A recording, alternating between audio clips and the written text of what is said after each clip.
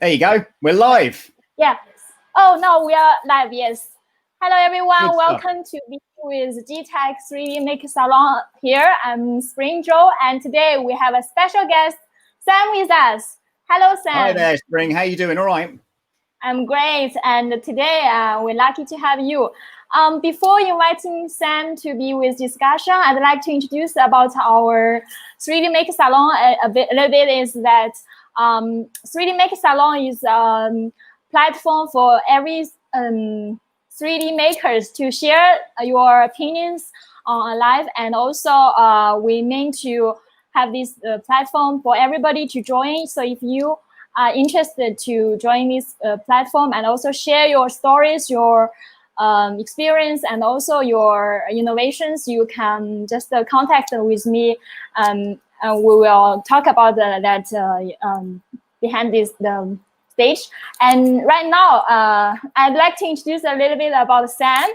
Sam is a Star Wars Droid and robotic builder from UK, and also he do 3D printing tests, reviews, and also he has been in 3D printing for I think more than 3 years or 4 years. Yep, 4 years I think now. So just some basic background introduction, and also he has been enjoying inspiring others to be in the 3D printing world. This is basically what I know about him. So without further ado, I'd like to invite Sam to introduce himself to us here. Thank you, Spring. Thank you very much. Yeah, you're quite right. You sort of took the words right out of my mouth, actually. But so what happened when we got into lockdown with the pandemic? I set up a YouTube channel, basically looking at mainly providing my own views on 3D printing processes and looking at other manufacturers and third-party manufacturers around the use of my CR10S5 printer, which is inherently got a few problems with it, like heat creep and other things like that. So the idea of my channel was to basically share some of my experiences, inspire others into perhaps 3D printing and different processes and practices and things like that. And it's kind of gone in a kind of weird direction, and I'm sort of bogging down now with reviewing things where actually I want to be building. So when GEEETECH, you and GEEETECH reached out to me and said, hey, can we do some work together and produce the droid that you see in the background here, this guy, of course, it's something that I really wanted to do, mainly because I just seem to be repairing 3D printers all the time. And what I was looking to try and do is, inspire others and let them understand as well that when you buy a 3D printer, it might not be for the purpose that you're intending it for. So as an example, you can print small models on various machines, but sometimes you need a little bit more oomph or a bigger hot end or a more direct, feed for the filament in order to sort of get the right products out. And it all depends on what you want to print. So, I'll give you an example. We print in the builders group, we print huge domes. So this is a PLA plus dome that would have been about a 6 or 7 day print. And that's a huge one. It is. Yeah, it is. And, you might be printing that sort of 5 or 6 days. And, there's two commodities that are hugely valuable, which is time and money. Now, if you spend 5 days printing something and it fails right at the last point, then obviously it's not just time, it's also money. So it's, it's one of those situations, one of those areas that if you have the incorrect equipment to do the job, and of course, we spoke about this earlier, not all manufacturers were expecting people like us to come along and start printing massive droids on 12-day prints. It probably wasn't even in their scope. So what I'm setting out to try and do is show a process of start, middle and end and get back into 3D printing and actually finishing the models that I'm doing. So the good thing about GEEETECH at this point was that you sent me some stuff, we worked together on this, and, with the help of Droid Division, he has a really good Etsy page. There's a guy called Dave. He's on Facebook as well. He gave me the files for this little pit droid, and that's the stuff I've been. Can you show us a little bit about the droid? Yeah, sure. Yes. So again, How it works and sure, fully 3D printed. This is the base body basically, which I started printing out with the GEEETECH filament. We also did a Baby Yoda as well in 3D filament, and the droid itself. Excuse me for a second.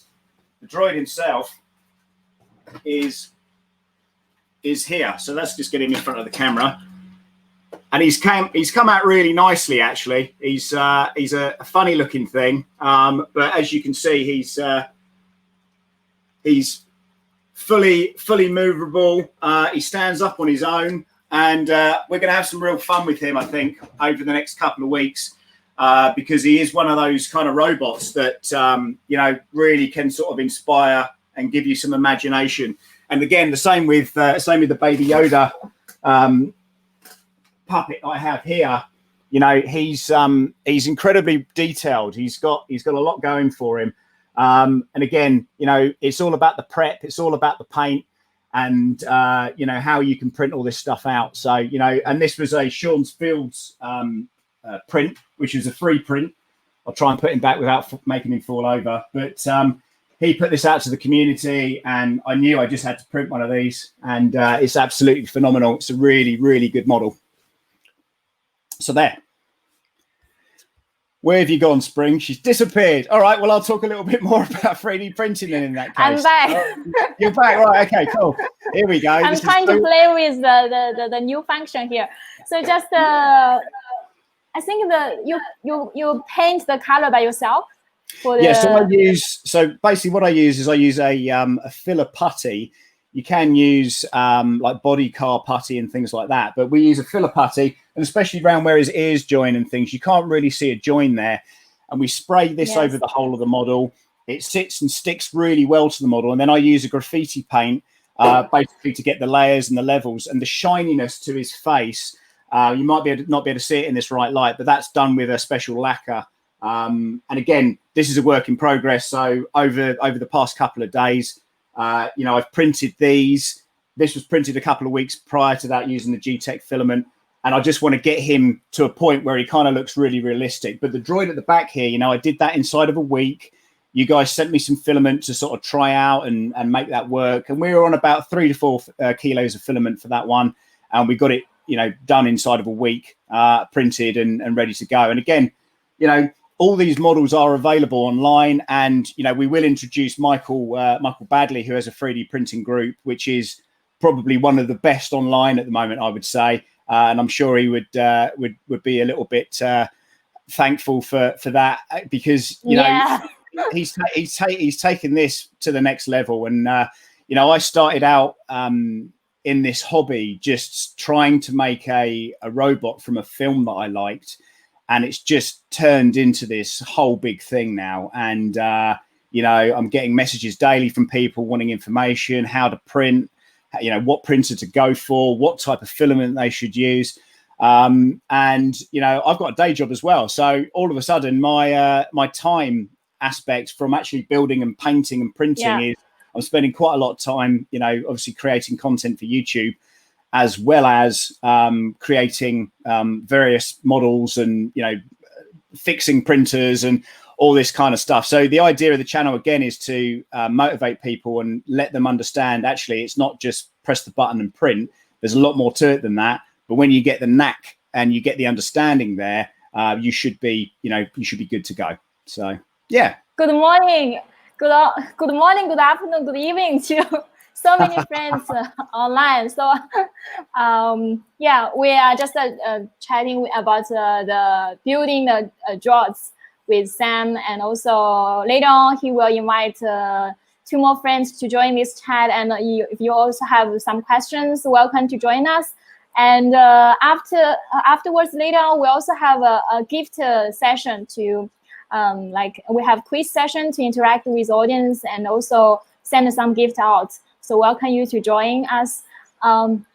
Let's continue the topic. Just a small interaction. Yeah. That's it. So Spring, you've been really good with the communication for making things like this happen. And I'm thankful for you and to GEEETECH for sort of reaching out and showing me these products. We spoke a little bit earlier about the GEEETECH filament, and I've got to say, you know, it's great. It really, really is good. I've had no failures. I've had no blockages. I've had no problems with printing anything that I've had from you guys. And, you know, it's, I wouldn't endorse it if, Thank you very much. Thank you very much for your recognition. And yeah, we did got a lot of good comments from our customers, and thank you for sharing with more friends as well. Sure, no worries. So I'll tell you what. Why don't we bring Mr. Badley into the conversation? Michael Badley, just so you're aware, he is the reason that most wives hate their husbands by taking them away from their families and down to the shed or garage to print some of the best droids in the galaxy. He's accrued, I think, a group of over 9,000 people now that are 3D printing droids. That, you know, he's a master at CAD. He's an incredibly down-to-earth guy as well with it. And, you know, bring him on in. Yeah, I have come across, went to the group that he had. It's more than, I think, 8,000 people. 9,000 people. I think he's close to 9,000. Yeah. And Michael, hi mate. Hey, how you doing? You well? Yeah, actually, except he has. I think Michael has already got many wives joining 3D printing world as well. So that's something really cheering up. That's it. And you've got your chopper out as well. I have got my chopper out, which is the latest creation, this little fella here. Which, yeah, I was going to be quiet there a little bit because I just could. A lovely introduction from Sam, and I could have carried on listening to that all day. Well, that's fantastic. But yeah, so this is Chopper, which is the latest one and the greatest one I think so far, with lots and lots of kind of little features. A brilliant character again from the Star Wars universe, and yeah, it's been an amazing journey for me as we've pulled together nearly 9,000 followers on Facebook. Similar sort of numbers around different kinds of social media platforms. But what's been most important, I think, is building that community of people. It's almost a new energy around builders to build that community of people who want to build these kind of things, these crazy people in their garages, you know, or in their house, or sometimes in their dining rooms, which are exceptionally popular with the rest of the family, as you can imagine. Absolutely. Yeah, that's me. Yeah. But it's been an interesting journey for you though, Mike, isn't it, really? Because, you know, I mean, I first started talking to you way back when, you know, 4 odd years ago.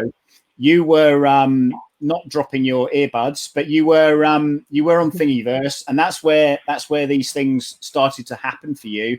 And the great story about you is that you were challenged by the building community that you'd never be able to build an R2D2 3D printed, and that you can't do that. That's not something that can be done. Has really pushed you forward from what I've heard in your interviews. And you know, again, it's inspiring. You know, near on 9,000 people to build something from their childhood on something that you can buy on the internet and make yourself.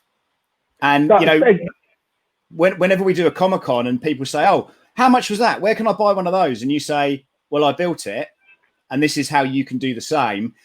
There are people that either want to know more information, or there are people that are like, "Whoa, no, it's okay. Can I just buy one?" So there are makers and there are people that will just kind of buy stuff. So what's your experience with all this?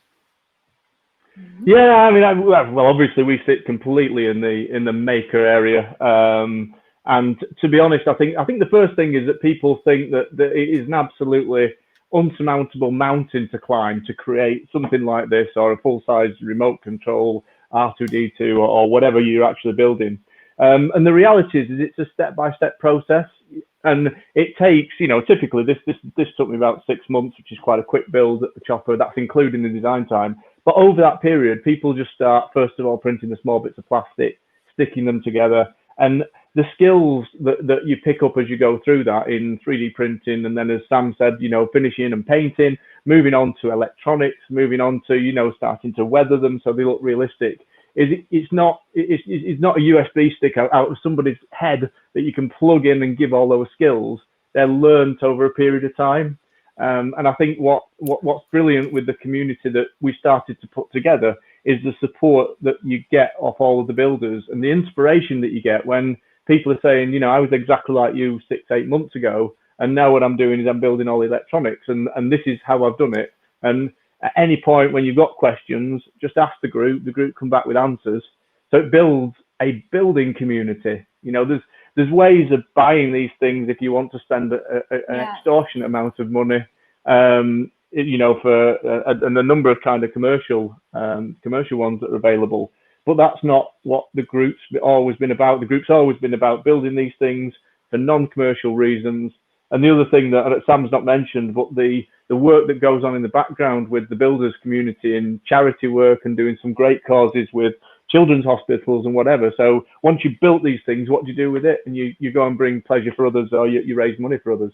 And it's a privilege to be part of that community. And also, I think, you know, as Sam said, really, I entered when 3D printing was very much of its infancy. I chose to design R2-D2's head because it was literally a ball cut in half. It was very easy to design in my mind.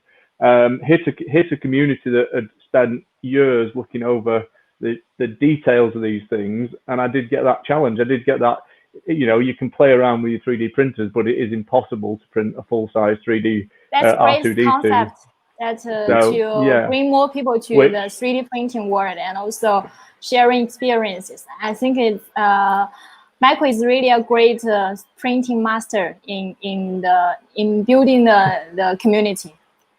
Absolutely, yeah. You know, you're forging ahead with things, Mike. You know, it's you know, it's interesting because, you know, we sit at slightly different sides of the table sometimes with, you know, the groups that I'm involved with and the group that you've created. But you know, really, it is one and the same. Really, you know, when it boils down. We got some great comments from people saying. Brian, yeah. Yeah, you can't get under 10 seconds on the racing, though, can you, Brian? Some recognition for Michael. Yeah. Amazing. Lovely. Yeah, fantastic. That's really good. I think we might have another guest as well, Spring. Yeah. Let's welcome our Jim special guest. We first met Jim at Scarborough Comic-Con. He's a maker with a slick style and a pair of shoes to match, building 3D racing droids. Hello, Jim. How you doing, Jim? How is everybody? Sorry I'm late. That's all right, mate. Spring was busy eating, so that's why we're early and late. I've been jumping between sites trying to work out where I need to be. Yeah, apologies for that. No, not your fault. I heard that you made a racing droid by yourself with your son. It sounds very interesting. Yes, it's I'll move him out of the way. That's mine. And so, where is he? Let's see if we can find a better picture. This is the one that was made with Alex. There's he gone. So this is a Pikachu, right? This is P1K4. Yes, this is a Pikachu droid. Amazing. And you know, I know we can't talk too much about that particular droid because it's undercover and it's in beta at the moment. But is that the speedy one?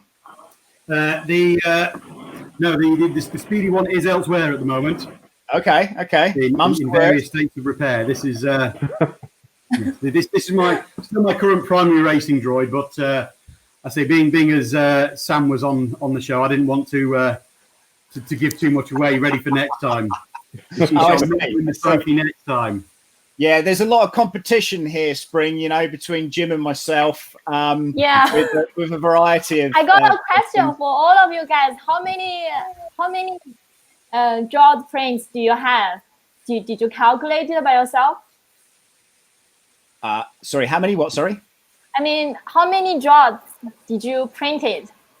Oh, how many print jobs have we had? Oh, God. 4,367,294. It's just never ending. That's so accurate. I did a count on no, something like this is probably, I don't know, 200 or 300 parts just alone to create. So it's very difficult to calculate the amount of print jobs. I've got 15 droids or something like that at the moment, each of which got multiple parts. So it's a challenging question, that, Spring, I've got to say. Yeah, Jim, what about you? What sort of print time do you reckon you've got on your printers so far? Lots. I mean, I'm probably sort of fairly new to printing. I've probably only been at it for 2-3 years now. But yeah, there's certainly sort of a good few hours on there, a good few days, months, weeks. Yeah. And again, it works. We were talking earlier, Spring, about, the Prusa's. Michael's a big fan of the Prusa. I'm a fan of trying to make the Creality work. And there are other manufacturers. GEEETECH do some fabulous printers, multicolour printers, and it's all good. Oh, Darren's saying how many droids? Okay, so I'm probably maybe 10, 12 droids, I think. Maybe around that sort of size. What about you, Jim? How many droids are you on? I'm on 3 completed and about 6 still in the process. Right. Okay. And dare I ask, Michael? Well, I cheat, you see, because I've got micro droids as well, which is a small one, so you can make more of them. But I think I'm around about 15 at the moment. Unfortunately, I have to print every single one that I design, so consequently, I need a bigger shed, I think. I think you do. So, in regards to these smaller droids, it's something we touched on a little bit earlier. The part of the community, Spring, is that, if you're going to go in and try and build a full-size R2-D2 and spend 3 months printing it, it's not really, as a new user, it's not really a viable option. So the smaller racing droids and also the droids that Michael's been working on. And do you have Rover there at all, Mike? I do indeed, yeah. So this is kind of let's bring it a little bit closer. Mike's this is Rover. Wow.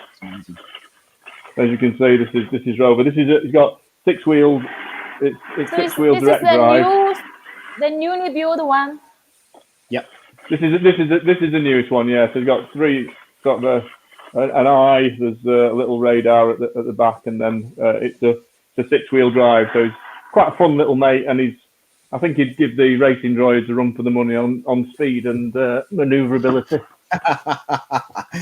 This is where it all becomes really super competitive. Driving. Yeah, exactly. Yeah, exactly. Nobody will beat Sam on driving, I've got to say. Although, I mean, the DOs are pretty quick as well, and these little ball droids. I posted a video on YouTube actually of one just taking a corner and doing a little bit of a donut, and so they're great fun. But I think that's the whole thing about this hobby, is you can create things, and it's not just about creating something that sits there, a bit of plastic that you painted, but what you can do with some fairly cheap electronics is get something that is magical. And that to me is the magic of 3D printing, is whatever you've got in your head. Speaking as a designer, but whatever I've got in my head, if I want a 6-wheeled drive droid or whatever, I can think it, design it, and then start to get the pieces just appear. And that magic never goes away from me. That's I'm still a 7-year-old kid thinking, oh my god, it's like a magic. Michael, how long does it take for you to design a new one normally? The fastest one that I've done, which I cheated a little bit, was this, and this is probably one of the most popular ones, which is Dobby. So I'll just bring it a little bit closer to the camera. And when I say I can give you a big one. Yeah. There we go. Yeah. So this is Dobby. He runs on this center wheel. He actually steers quite accurately. Very, very quick. This took me a weekend to design and print and to get out. And when I say I cheated, because I've used a drive system that I already had built for a DO. So that one was literally 3 days to print, test, and get out as a set of skins that fitted on an existing one. But we also do some of the smaller ones, which again, these typically sort of take about a week to design. They're not too long. And then when we've got things like Chopper was about 6 months, which is, in traditional building of R2-D2s, for example, the guys can take 2-3 years to build these things. So, 6 months is fairly quick, but within that 6 months, there's lots of printing, testing, making sure, you know, that you've got some of the more, so like the mechanisms on the arms, for example, that these arms that come out here, that all the mechanisms are checked and working. And then you've also got the electronics and the systems that go behind it. So the 6 months development time was incredibly quick for Chopper, really. Yeah. Yeah, it's like you had a fire in your pants or something there, Mike, because I'll tell you what, you know, but before we knew it, it was done. It was a done deal, you know, and others have tried this previously, you know, and I've got, I printed 2 of the previous models that were of different person's design. But again, just it was arduous getting to that kind of final design phase, and you just had it done within a few days. And it's certainly something that I'll be printing in the future. And you know, again, when the larger files come out, because I don't want to be joining stuff together. I want to print big, print fast, and you know, that's kind of what I'm all about really on that front. So, do you fancy? I would say with obviously so with a lot of people, it's not just the print time. Print time, yes, may take days to months, but it's the finishing time that you've got to put into it afterwards. Yeah. Absolutely. Yeah, if you want something smooth and shiny and something that's going to look good on a shelf as well as on a racetrack, then you've got to put in the effort to finish them off as well. There's a lot of filling and sanding, and then some filling and sanding. I've got to sanding and then painting.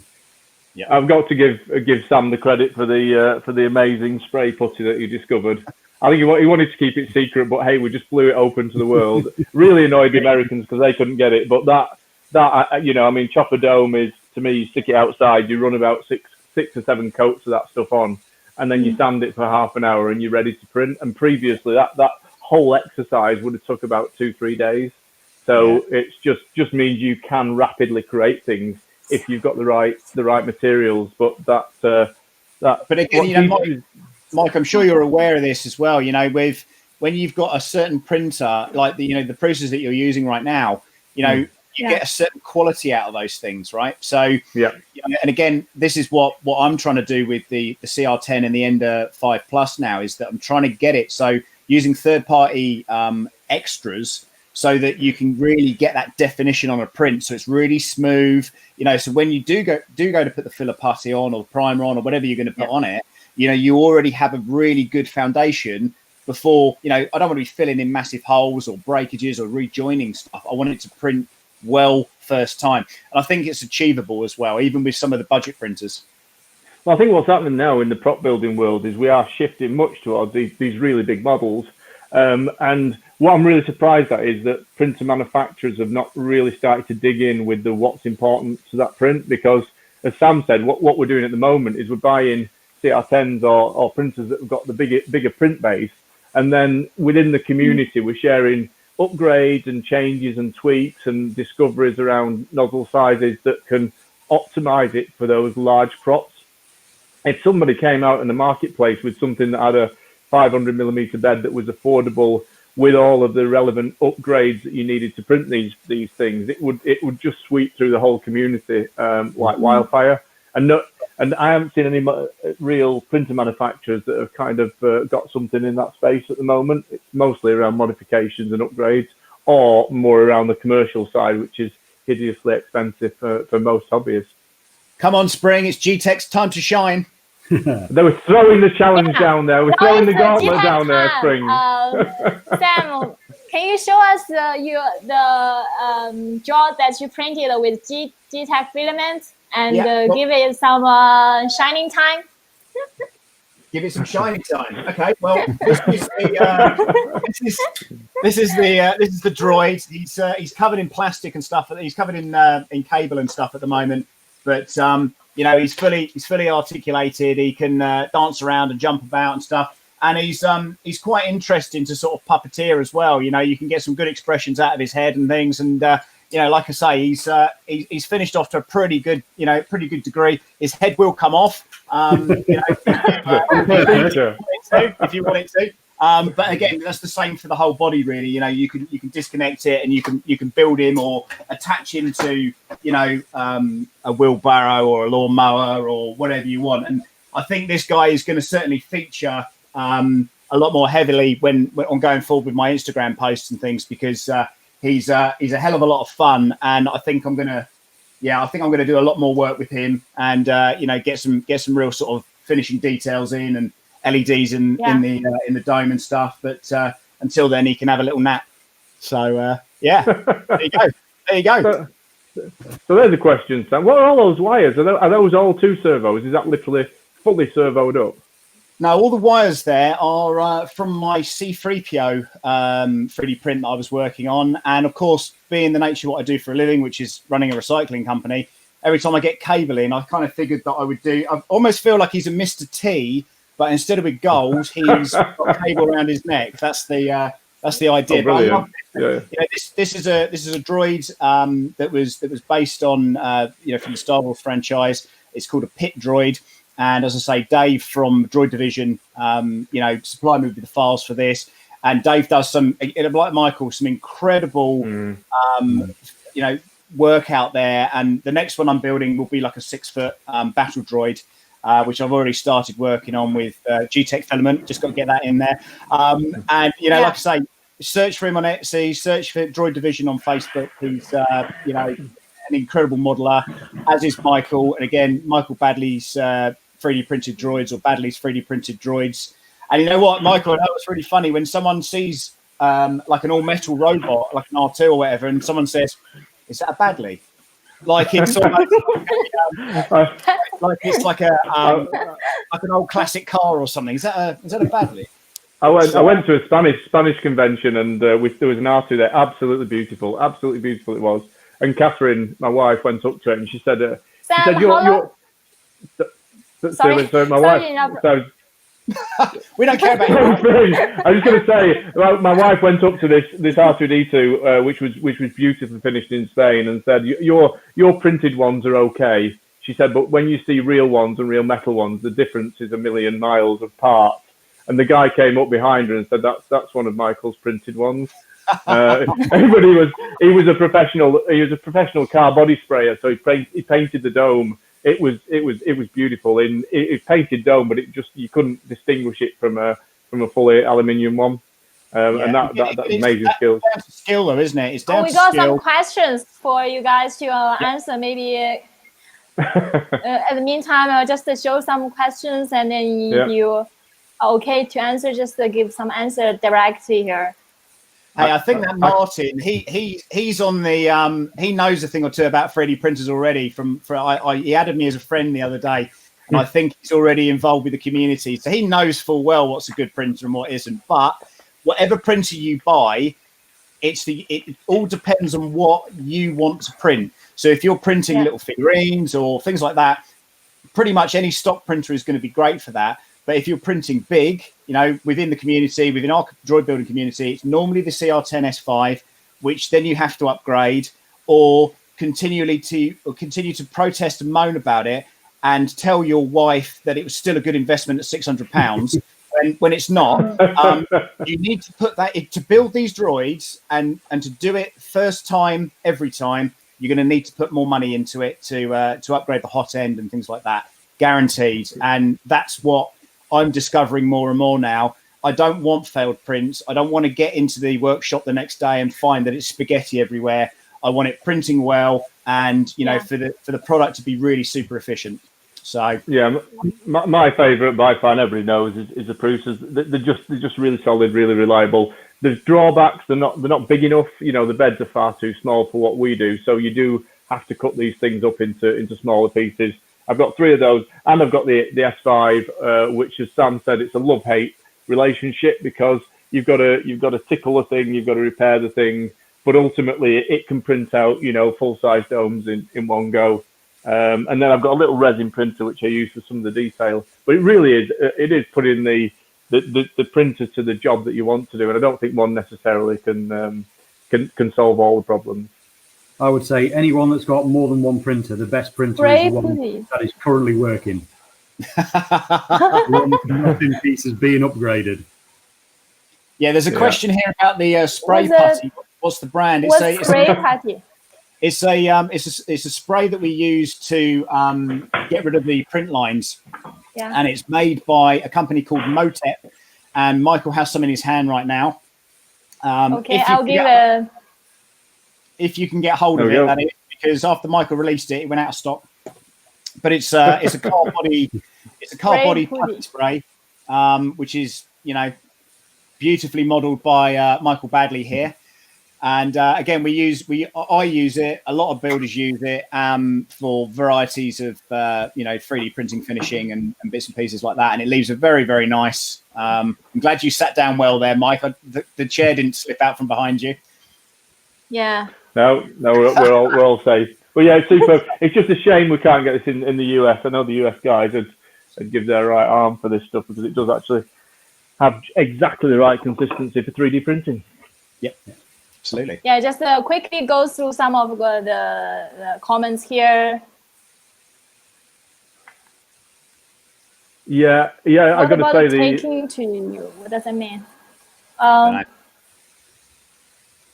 Yeah, I think that for the printing part, that you guys has a lot of experience to share as well. For like the filaments that normally, how do you guys like finding the best temperature for different filaments? Okay, so it depends on the machine, and it depends. There's a lot of you know, influences, outside influences on how hot the you know, if you've got a heated bed or not, or you know, what temperature it is in the room that you're printing in. But generally, I stick to 200 to 210 degrees on the hot end, and 50 to 60 on the build plate. I use 3D lac, which is a adhesive, to make sure that it sets it nicely. I use the other important thing is the build plates that Creality is shipping at the moment is you've got this kind of heated bed induction thing on it. The best process for me is basically on a piece of glass, because you get, and I don't know if you can show it here, but you get the shiniest of shiny. You can see that there. It's the foundations of any print is so important, and if you don't get that clarity in your print, then you're just going to set yourself up for failure. And again, if it starts printing badly to start with, not badly, if it starts printing badly to start with, then you haven't got a hope in hell. Yeah, I'd agree with Sam. 3D lac is amazing. I use it on all surfaces, but it's getting used to a specific type of filament. And once you've got it dialed in, as you said, with temperatures, most people stick with that. The challenge we've got, I guess, is really there isn't a perfect filament. There's, you know, in one respect, ABS is fantastic because of its strength and its flexibility, but it does warp, and then so on larger beds, it's a bit of a nightmare. PLA is so easy to print. It's not an issue in the UK, but when it gets hot, it can start to get a little bit soft and warp. So it's not good thermal temperatures. PETG is a really nice in between one, but it's a nightmare to stick together. There's no obvious glue that really welds PETG to PETG without getting into really sort of dangerous materials. So there's been a few manufacturers that have started to do things like PLA Plus and ABS Plus, where they've added content to it, and you know, that's the constant battle, I think, of builders, is trying to find the best filament that matches what they're actually printing at the time. Yeah, I have noticed that the qualities of a lot of the PLAs coming through at the moment are really sort of moving up. The materials do seem to be a lot more uniform. They print a lot more predictably. Once you've got something dialed in, you can pretty much not have to worry about it again. The batch to batch, they seem to be coming through nicely now. Certainly earlier in my 3D printing career, I could go from printing exactly the same filament and it would come nicely, just changing the color using the same filament, and it was an absolute nightmare. It either wouldn't stick, it wouldn't extrude, or everything has come quite a long Tim, way. actually, I got one question for you, that because you build like resin drawers, and what's the best material do you use for building the resin drawer? The lightest possible in areas that aren't going to get bashed. There's a lot of repair work that goes into these. I don't know if you can sort of see down the bottom. There's a lot of sort of scuffs, and there's a lot of filler down here, big sort of bits I can get my fingers through. So something that prints quickly and easily to be replaced. But up top, I tend to use some of the lighter PLAs just to keep the weight further down the bottom. Nice one. Jim, where are you? In some sort of manor house. It looks very regal. No, this is just a dining room. It's in the garage, ready to go, and then realised I've I've never one more tried to use a question. Wi-Fi connection in the garage. Rafael asking what glues are best for PETG that you guys found? I use an epoxy, I think, for PETG. Yeah, there isn't the perfect glue. There is some that allow you to weld it, but they are, you know, if you read the health and safety sheet, there is some scary, extremely dangerous. What I've started to do is to use epoxy, as Sam said, but actually back it up in the design with a physical connection. So I actually use little grub screws and then create holes for the grub screws with grooves on the inside. So the epoxy's got a physical latch as much as a glue. If you just put epoxy on a beautifully smooth surface, it can peel off when it's set. So, but that epoxy. The other thing that people really do rave around is super glue and baking powder. Mix the two together. Baking powder acts as an accelerant, and it does give a very, very strong bond. The only challenge with super glue and baking powder is it can be a little bit brittle. So, like racing droids and bashing into things, we can have bits that fall off. But that'd be my two go-tos on PETG. Jim, anything for you? Jim's fallen asleep. Right, no, I'm still here. Was that? I didn't have a huge amount more to offer. I think with PETG, again, epoxy. I would use a 2-part 5-minute epoxy, and as much physical support as possible. If I pull over one of Craig's droids, this is not a PETG droid. It is PLA, but the design of this, if you can see in there, it has little clips that keep every section together for when it's glued up, and that makes a big difference as to how well things will go together. The other thing that people do use a lot on PETG is the little 3D pens. So you can use them literally as a small welding thing where you put the filament through and you weld along the seams. It just requires a little bit more cleanup, but again, that's quite solid, really. We got one more question. Yeah, the difference between the spray putty and normal primer is that it is inherently a putty, so it's a very, very thick filler primer or filler. So if you imagine when you have print lines, imagine those are individual print lines. When you spray normal filler, it will go into those grooves and it'll still continue to have those grooves. With filler primer or with filler putty, it tends to be so thick that it just goes straight over and it's smooth at the end. Mike, what do you think? The other good thing, no, exactly. It's the thickness of it. It is more of a putty, but the real advantage of it is when you hit actual printed details, so deep grooves, is it tends to sit just outside the grooves. So you don't lose detail, but what you do is you smooth over the print lines, and it is magic stuff. I can't. At some point, we need to rebrand it as 3D printy sprayy things, and somebody needs to sell it.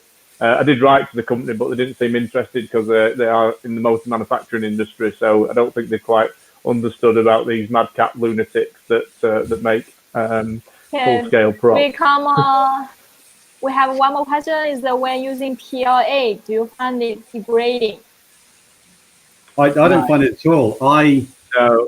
There's a couple of years ago, I printed a Halloween pumpkin carriage for my daughter, and after it had gone rotten, I took the 3D printed parts in PLA, and that stayed out in the garden in all weathers through the winter for 12 months before doing it again, and it hadn't degraded at all. Wow. It's a real misnomer on PLA. It is an environmentally friendly material if you really do some research into it, and it will degrade, but the conditions in which it has to degrade is it has to be above 60 degrees centigrade, and it has to be in a certain compost and damp material. So under normal room type conditions where you're not sticking it in the ground and heating it up to 60 degrees, it will pretty much last the same as normal plastic.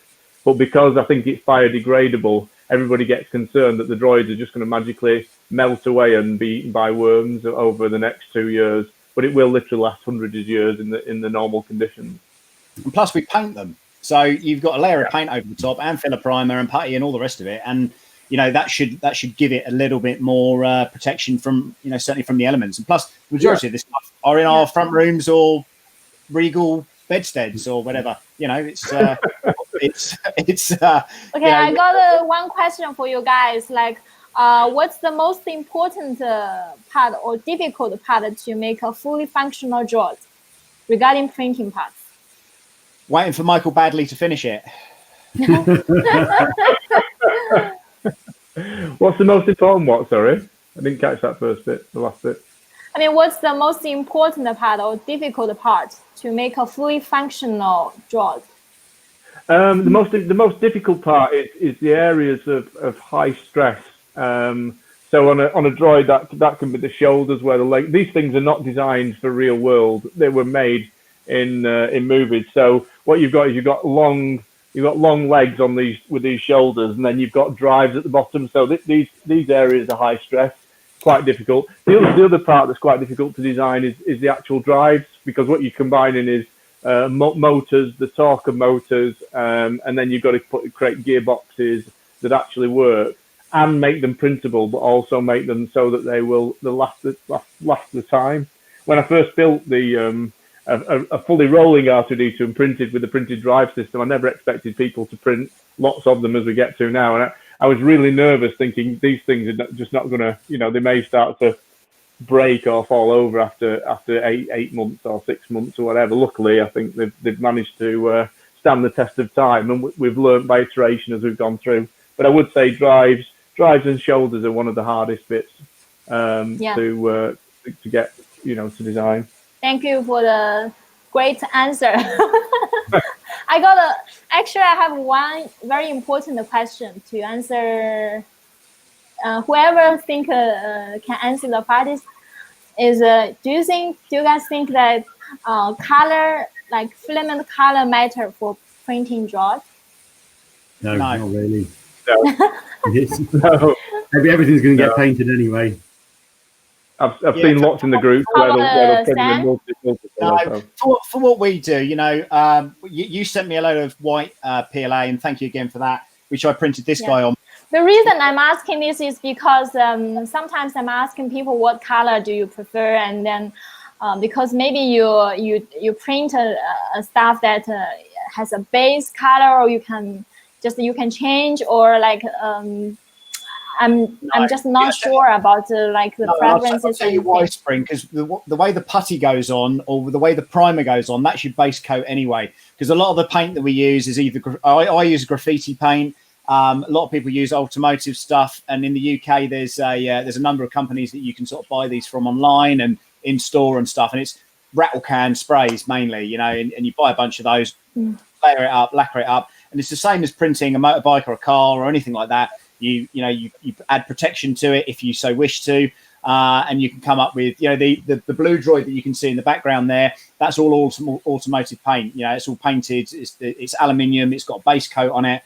And then there's lacquer. It's got the main paint, and then obviously lacquer over the top of it as well. So, any of the things that we print or look to try and finish at a high level, and as Jim mentioned earlier, a lot of it is about the finishing, the sanding, and the spraying, the sanding, the spraying, and it's almost like it gets to almost be like a joke. But if you really want that high pop to your robot, this was done in a week, but I can vastly improve on that if I spent another week basically prepping it for paint. So it's very much down to how you want to see that good painting job done. Yeah. So I think it's a kind of skill as well, very important to because some people don't know how to paint them well, like you do. So that's just something to. Well, it's a learning thing as well, Spring. We didn't set out. Like all of the builders that are in this group are. You wander into the group and go, where do we start? And certainly when Michael and I first started, which was before Jim, that you get some knockback from people. People want to do it in a certain way, and this is the way they've always done it. And what Michael's proved is actually, you know, we can print these things, and this is the way that we can go about it, and they can be absolutely brilliant and look, you know, and work exactly the same as a fully fabricated metal droid. So, you know, it's brilliant. And it goes back to sort of what's the hardest thing as well. The hardest thing to do depends on your skill set, but within the community, there's everyone with all the different skill sets that are all willing to help each other out with the different things. Your hardest thing might be the electronics, it might be the finishing, it might just be things that you haven't done before, but it's all about learning. Absolutely. Jim, are you doing printing? I can hear some sound over from your side. Not that I'm aware of. No.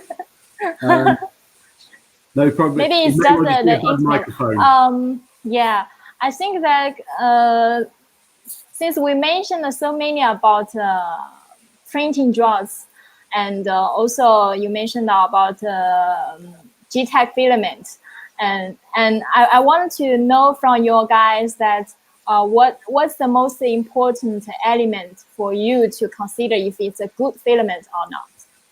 Or to say if you have any suggestions for for us for our product that we are having now. Sure. So the first suggestion is actually from my printing with this product, it's been flawless, no fails, no issues, etc., etc. I'd also like to see like a PLA plus, so you have those extra kind of elements inside the PLA. The other thing would be 2 kilo or 2.5 kilo spools or 3 kilo spools, because inherently a lot of the stuff that we do, certainly on the big printers, is, you know, we don't want to stop, we just want to print. And if you've got to work out the time to, or you know, sometimes you get that minimal, even if it's out by a millimeter, when it goes back to reset after you've done a changeover, it's had it, and you won't see that for a couple of rotations, and then finally when you see it, you know, you don't want to start slicing it and rejoining it and all that sort of stuff. Really, you want a solid model.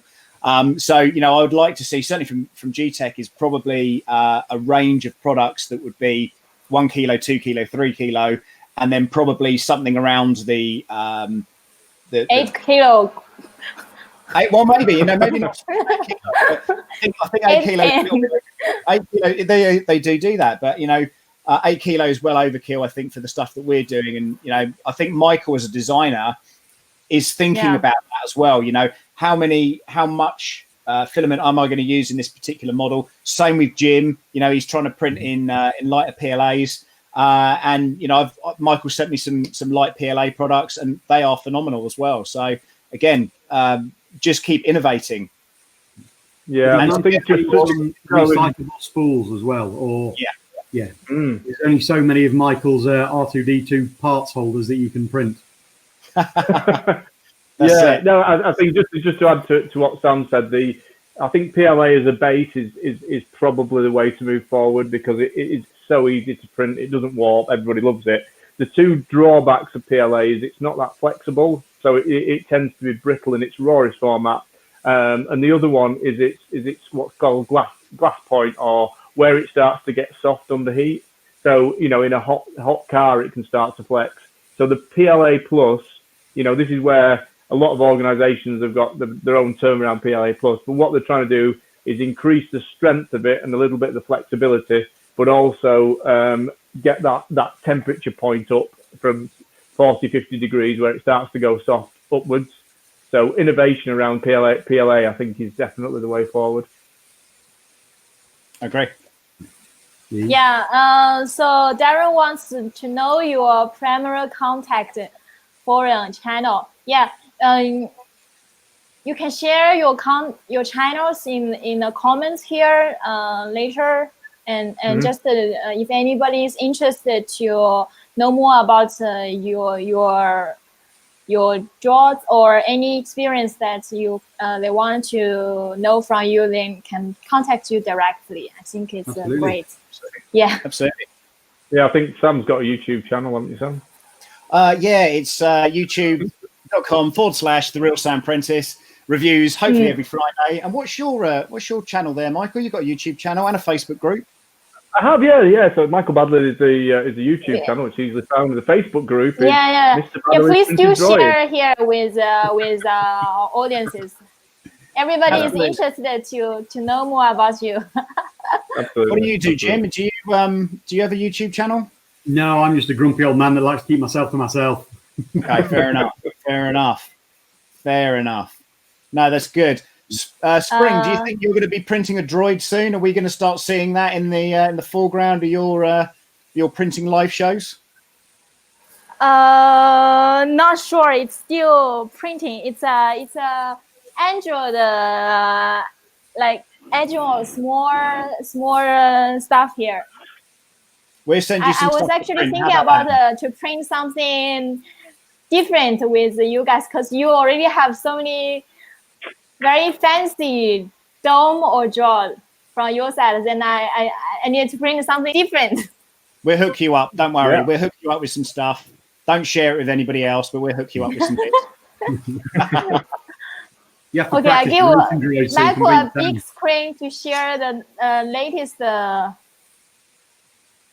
This little one, yeah.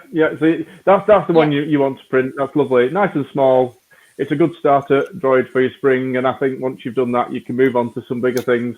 But we'll set you a challenge, and then you can come on to Sam's YouTube channel, and you can show what droids you built, which would be fantastic. Amazing, amazing. Yeah. So, Spring, can I ask you a question? Yes. Are we going to do a giveaway? Yes, we're going to do a giveaway. Oh, I just found the time flies so fast. I have so many questions and not answered, and it's already 1 hour almost. Yeah, let's start from. Okay, so what are we going to give away? We're going to give away some PLA, right? Yeah, we will have some PLA gift, and we have 3 questions, and 1 question we select 1 good answer, and who answered the fastest one, we will pick the lucky guy. Well, in that case, then I'll start. Okay, so who was the director of the 2016 Rogue One: A Star Wars Story? So that was, who was the director of Rogue One: A Star Wars Story? First one to answer. Here we go. Do we wait? Wow, that's a really has to be a Star Wars fans. I think there'd be a 10-second delay or so as well, won't there? Yeah, let me see if there's anything else that will. Michael Badley. No, it's not Brian Johnson. He's the lead singer of AC/DC. Oh, I got a very interesting question for you guys. Do you think 3D printing is like a printing job is addictive or not? Oh yes. Try and find someone. Oh, we got some answers. Yeah, Brian. Alan said Brian Johnson. No, he was the lead singer of AC/DC. It's Brian. Brian got Gareth Edwards. So, Dave, you were just out of there, mate. You were just out of there. Yeah, it's Gareth Dave Edwards. is the one got the answer. Okay, right? Whoever you think got the answer. Congratulations, Dave. Okay, let's go to the second one. Michael, have you got anything prepared? No, I thought you had 3, Sam, which I thought was very suitable. Lucky Joe, wake up, guys. We have Lucky Joe. Okay, so the next... Lucky Joe. Okay, the next question is... Lucky questions, as long as you answer right and quick. Okay, so the next... Are we ready, Sam? I was ready about a minute ago. It's okay, here we go. Which species believed that C-3PO might be some sort of god? That's which species believed that C-3PO might be some sort of god? Go. God, it's tense, Can you repeat it again? I can repeat it again. Which species believed that the robot C-3PO might be some sort of god? It's a real easy one. Thank you for taking care of me. That's the slowest speed that you can have, probably. I got Christopher Climmy. Is that right? Got the answer right first. Is that what you're seeing, Joanna? Spring, rather. Christopher Climmy. Yeah. Right? Yeah. He's the winner of that one. Okay. He's the winner of that one. Congratulations. Congratulations. And, Jim, have you got any questions you'd want to... So the first one is Dave for the first question. Yes, so Dave Moog is the guy that created Second this. one is Christopher Klimi. Yep. Congratulations. Okay, guys, we got the last one. Okay. Wake up. Back to, I would say, can anyone tell us what R2D2 stands for? What R2D2 stands for? What R2D2 stands for? Is it a Lee Towersy question? It sounds like a Lee Towersy question, doesn't it? This is an exciting one. Have I gone too nerdy? I think so difficult. I know that. Are you talking about the history of the reference, R2D2? The history of the reference, yes. Okay. What's the history of the reference for R2D2? Got that? Spring, have you got any idea? George Lucas come up with the name. That wasn't too nerdy, Jim. Everybody knows that. So we're waiting for the answer. We are waiting for the answer. Yeah. We are. Do we have the right answer? I'm still waiting. Hang on a minute. Okay, no problem. We can have some other questions during the waiting time as well. Go for it. Yeah, go for it. I want to take the most of the time. So it's how do you guys store your filaments normally? Can you share some experience? Well, to be honest, I don't really. They don't have the time to be stored. I get them out of the box, and they are printing. So they're stored in the packet until such a time that I'm printing. And again, I don't tend to print anything less than 1 kilo. So it's on and it's going, and it won't have any time to degrade. That's me personally. Yeah, I'm similar. I have more Amazon deliveries of filament than you could possibly imagine, because they just keep going through the machine, and I just put another roll on. Let's switch to another one. And when you have like a poor quality filaments, let's say with some moisture, how do you deal with that? Don't get it wet. This is the most common questions people will ask. Yeah, I've not had that issue where there's moisture in the filament. Again, you keep it dry, you keep it in the packet until you're ready to use it, and of course it can go back in the packet again. And those little sachets, that keep the moisture out, keep them in a box, put all your filament into the box. That's do you guys manufacture anything that there's a drying process or anything, Spring? Well, I'm just getting some questions from others, and then maybe I think I can have you guys to share some good experiences. Yeah, I actually see some people have that kind of drying box. I'm not sure if it's working or not. And also some people even say like put it in like some microwave. No, it's like a low temperature. I'm not sure if it's working because I'm not professional. You can put it in the oven at a low temperature around 60.